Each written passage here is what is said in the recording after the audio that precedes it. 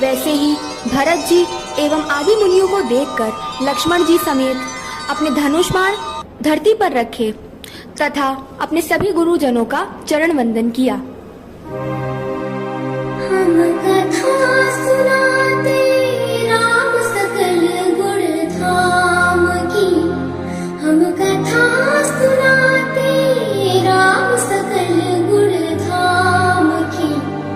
ये रामायण है पुण्य कथा श्री राम की, ये रामायण है पुण्य कथा श्री राम की।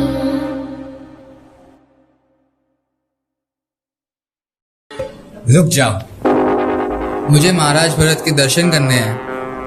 वो आज किसी से नहीं मिलेंगे। क्यों?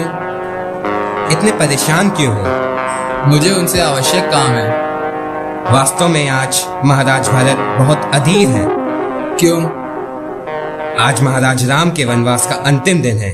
उनके आने की कोई सूचना नहीं मिली है। अच्छा, इसलिए अपने वचनों के अनुसार महाराज भरत जलती चिता में कूदकर प्राण त्याग देंगे। इसलिए गुरुदेव उन्हें समझाने आए हैं। भरत, यह करना उचित नहीं है। गुरुदेव, मैंने भैया के चरणों की शपथ लेकर यह प्रण किया था कि यदि उनके आने में एक दिन का भी विलंब हो गया तो मैं जलती चिता में कूदकर अपने प्राण त्याग दूंगा। और अभी तक चारों ओर फैले हुए दूत, गुप्तचर, इनमें से कोई भी यह सुसमाचार लेके नहीं आया है कि भैया के चरण अयोध्या के निकट आ पहुंचे हैं। यदि आज सूर्यास्त तक उनके आने की कोई सूचना ना मिली तो मेरा प्राण त्यागना निश्चित है। इसलिए मैंने आपको बुलाया है। महात्मा भरत, श्रेष्ठ कुल के वीरों को समय आने से पहले ही हताश होकर निराशा का आलिंगन नहीं करना चाहिए। इतिहास बदलने के लिए एक क्षण ही आवश्यक होता है। इसलिए जिन वीरों के कर्म से इतिहास बनते हैं उनको अंतिम क्षण तक कर्म और आशा का त्याग नहीं करना चाहिए। गुरुदेव, आप ज्ञान की बात करते हैं, परंतु भावनाओं में ज्ञान कहाँ होता है? मुझे तो रह रहकर ऐसा लग रहा है जैसे मेरे प्रभु को मुझ में कोई खोट दिखाई दिया है, जिसके कारण उन्होंने मेरा परित्याग कर दिया है।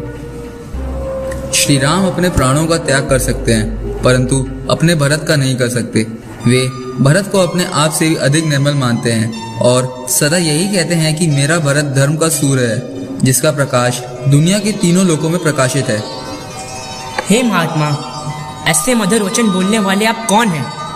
मैं तो प्रभु का एक सेवक हूँ। श्री राम प्रभु का एक संदेश लेकर आया हूँ। श्री राम भारद्वाज मुनि जी के आश्रम तक पहुँच गए हैं और वनवास की अवधि पूरी होते ही अयोध्या पहुँच जाएंगे। सच?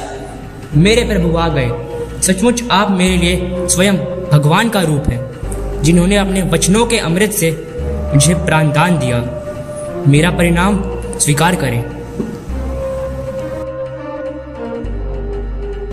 प्रभु श्री राम जी को देखकर सभी अयोध्यावासी बहुत ही हर्षित हो गए और उनके सारे दुख मिट गए। सभी लोगों को मिलने के लिए आतुर देखकर शत्रुओं पर भी कृपालु श्री राम जी ने एक चमत्कार किया। वे आसन के रूप में प्रकट हो गए और हर किसी से यथा योग्य बने। श्री रघुवीर ने अपनी कृपा दृष्टि देखकर सभी नर नारियों को दुख रहित कर दिया। सब पर शब्द मोहिनी डारी, मंत्र मुग्ध भय सब नर नारी।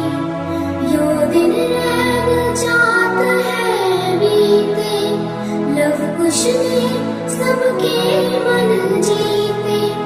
वन गमन, सीता हरण, हनुमत मिलन, लंका दहन, रावण मरण, अयोध्या पुनर्आगमन। सह विस्तार सत कथा सुनाई, राजा राम भय रघुराई। राम राज्य आयो सुख नाई, सुख समृद्धि श्री घर घर आई।